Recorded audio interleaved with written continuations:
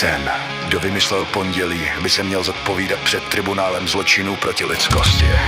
Hodiny tikají, pohřební pochod, tik tak. Další týden začíná. Budík křičí! Ne!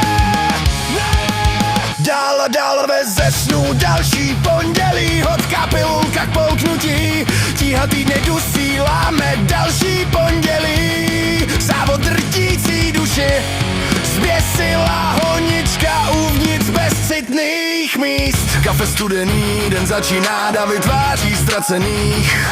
Tupa všedno, světlo nikde, další týden smutný rituál. Tlak stoupá, tělo chabuje, tělo trpí, radost umírá.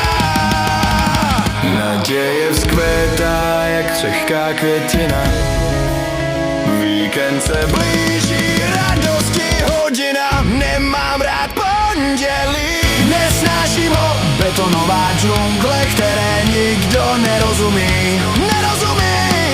Nemám rád pondělí, tu hru ničící duši, slunce přes to svítí dál.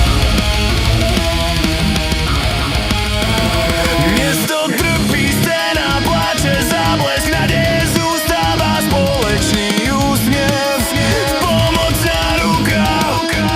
V tomhle unaveným světě krása uvnitř chaosu, křehká květina vzdorující tmě. Váha týdne, těžký náklad, síla v prostých věcech, závan svěžího vzduchu, okamžik naděje, malé zázraky kolem. Nemám rád pondělí, nesnáším ho. Betonová džungle, které nikdo nerozumí. Nemám rád pondělí, tu hru ničící duši, slunce přes to svítí dál. Další týden